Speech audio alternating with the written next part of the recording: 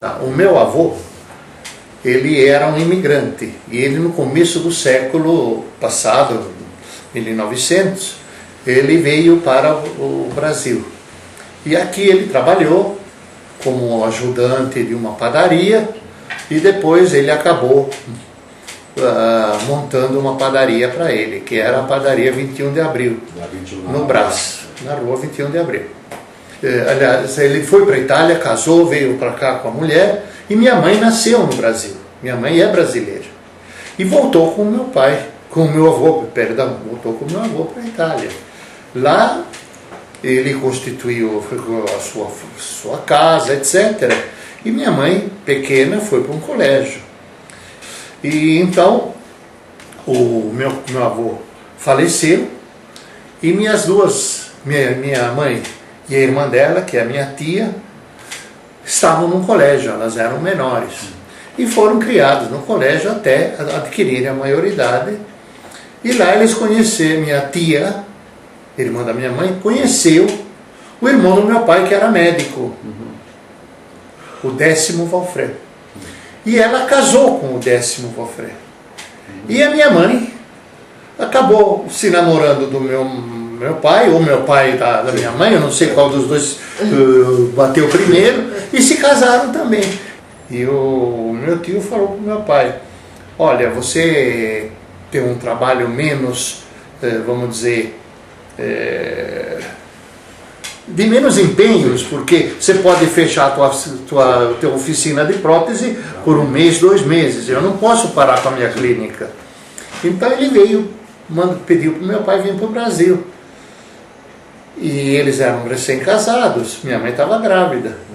E ele veio para o Brasil para ver as propriedades que o sogro tinha deixado, e com uma procuração para vender tudo. Isso foi final de 1935. Minha mãe já era grávida. Acontece que aqui no Brasil a burocracia não foi inventada agora. Ela existia desde que o Cabral a trouxe, né? E meu pai não conseguiu vender as poucas propriedades que meu avô tinha deixado, inclusive a padaria. E eu nasci aqui. Então, como naquela época não existia viagens aéreas, ele deu um tempo para que eu tivesse alguns meses de idade, e no fim de 1936 ele voltou para a Itália. E disse para o meu tio, falou: olha, aquilo lá não dá para vender por enquanto, tem que... E voltou sem vender? Voltou, não vendeu nada. Parece que vendeu um terreninho, qualquer coisa assim, mas coisa de pouca expressão. Sim. Bom, também o capital não era grande, o patrimônio não era grande, mas tinha aquela padaria, tinha mais algumas outras propriedades. E aquilo ficou. Isso já era 37. Na porta da guerra. Assim que a guerra veio, meu pai ainda era jovem, quer dizer, ele já tinha feito soldado, mas ele ainda era em idade de ser recrutado pela segunda vez. Ele era de 1910, então ele ainda tinha 30 e poucos anos, e como ele estava no serviço médico, odontológico, né, ele foi requisitado para o exército. E ali tinha 2 opções. Como eu era brasileiro e minha mãe era brasileira, nós poderíamos ter voltado. Mas ele não. Sim. Então minha mãe falou: não, eu casei para ficar junto com meu marido. E assim foi. Nós ficamos lá. E eu, pequeno, fui crescendo e assisti todas as passagens da guerra naquilo que eu pude ver. A invasão dos alemães, a guerra, as lutas dos alemães com os vamos dizer assim, os porta-aviões. A resistência. Enfim, eu com meus 10, 12 anos, eu não tinha assim a verdadeira noção das coisas.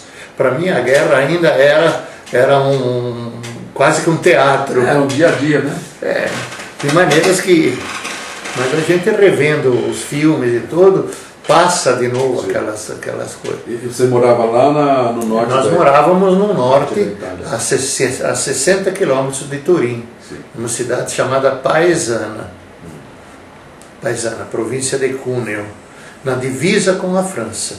Lá, por exemplo, quando houve o término da guerra e vamos dizer, a vinda dos aliados, eles não chegaram lá.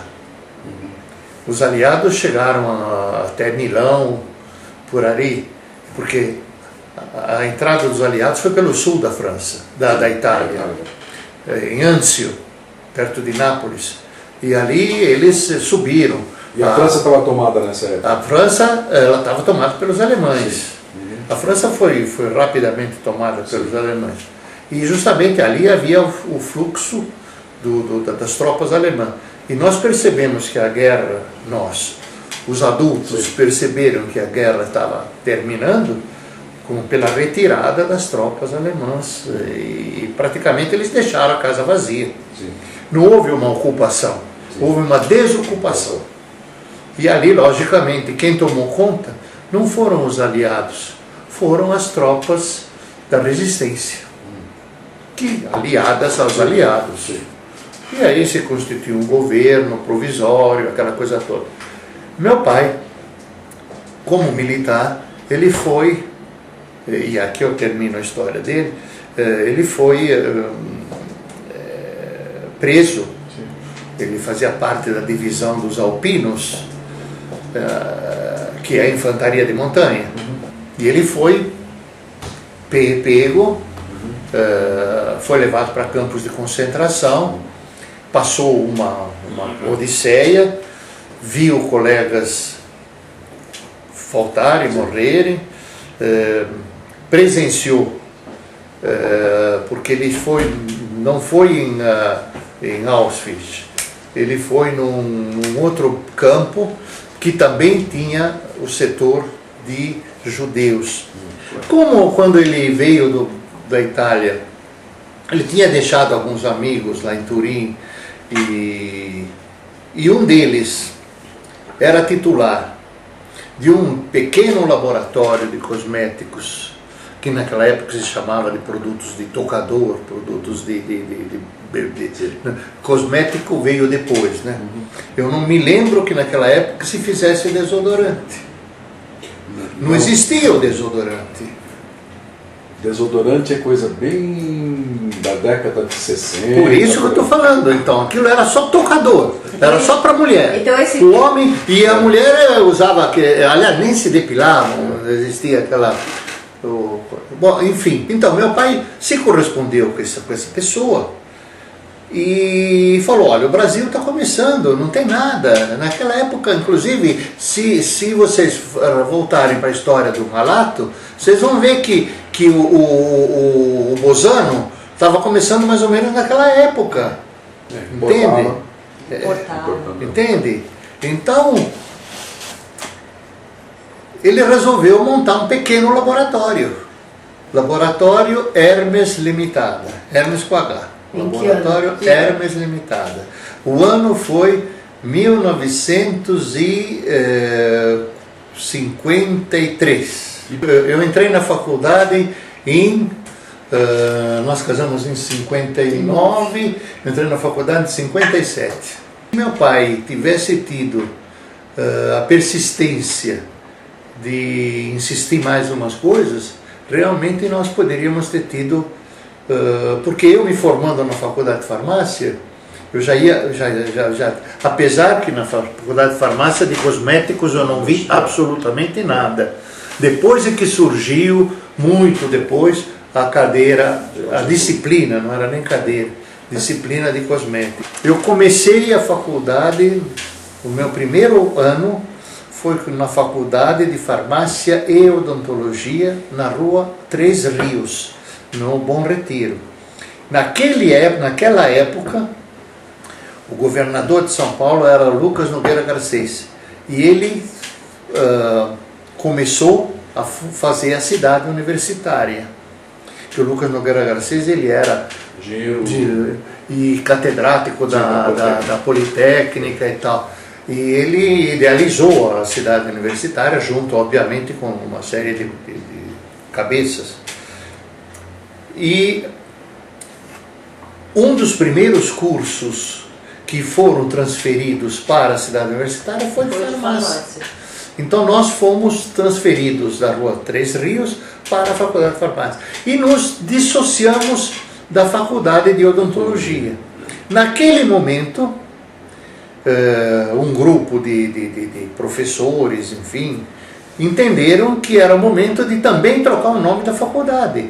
Porque não tinha mais razão de ser Faculdade de Farmácia e Odontologia, se a Odontologia tinha ficado aqui na Três Rios. Muito mais tarde a Odontologia foi para lá. E aí surgiu a Faculdade de Farmácia e Bioquímica da Universidade de São Paulo.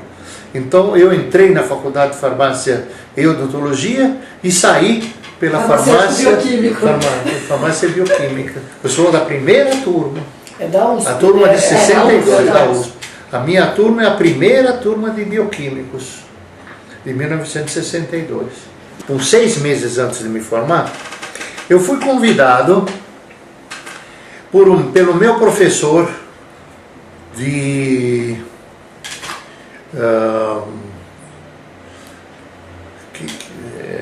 farmacognosia. Nossa! É um nome difícil. É o estudo das plantas.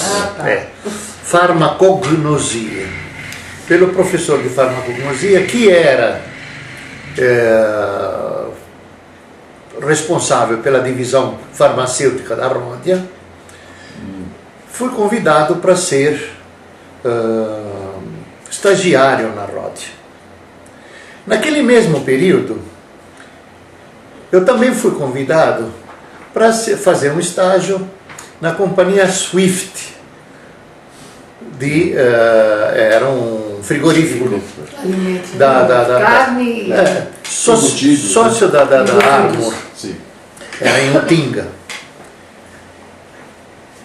E eu tinha um professor, um outro professor, que dizia sempre: olha, vocês estão fazendo um curso de farmácia que é muito bom, porque vocês podem ir para a farmácia, vocês podem ir para a farmácia hospitalar, vocês podem ir para a beleza, vocês podem ir para alimentos e vocês podem ir para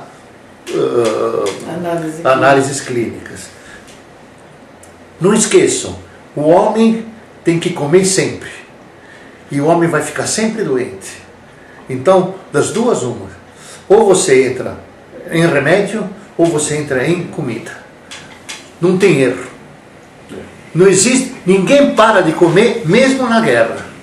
Ninguém para de ficar doente mesmo na guerra. Então, como eu já tinha visto, me interessou a parte de alimento. E eu fui para a Swift. Eu abri mão do convite da Ródia, que eu na verdade nem sabia exatamente o que a Ródia representava. E achei melhor ir para a Swift. E lá fui, para o laboratório bromatológico. Nossa! São nomes. Bromatológico é de comida. E lá fui eu para o laboratório bromatológico analisar a mortadela, E eu vi como se fazia aqueles embutidos. Apesar de toda a higiene, etc., se usam as partes menos nobres do animal, né? Bofe, coração e miolo, aquela coisa toda. Mistura-se com uma porção de ingredientes, né? E sai a salsicha, sai aquelas... Eu fiquei só 3 meses, só 2 meses. Por quê? Porque, novamente, eu estava ainda cursando, novamente a Ródia buzinou no meu ouvido. E aí eu já tinha, como eu estava em Utinga, que era subdistrito de Santo André, eu fiquei sabendo o que era a Ródia. A Ródia é uma potência enorme. E aí eu fui admitido já naquela época, não mais como estagiário, já fui como funcionário. Na chefia, como adjunto da chefia de produção do setor de hipodermia. Hipodermia é tudo que é injetável. Eu fui nomeado chefe dessa produção de liofilização. Tá. E causou até uma certa, vamos dizer, inveja com os veteranos, porque eu era jovem.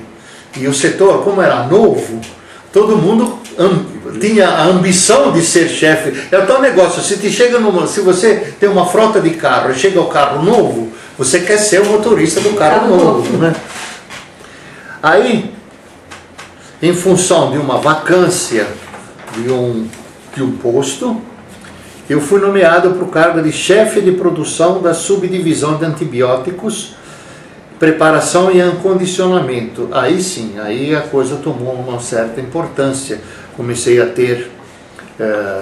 Aí era uma unidade de produção. Era uma unidade de produção, fermentação, a coisa ali era realmente interessante. E sem perder esse cargo, eu, em 65, me deram a chefia do setor de desenvolvimento de novos produtos. Só acumulou os 2 cargos. Eu acumulei o cargo do laboratório farmacotécnico. Na verdade, o desenvolvimento de produtos poderia ser chamado adaptação de formulações, porque a Ródia, ela é uma empresa francesa. Os laboratórios farmacêuticos da Ródia era a divisão Spécia, espécie de especialidade, Spécia.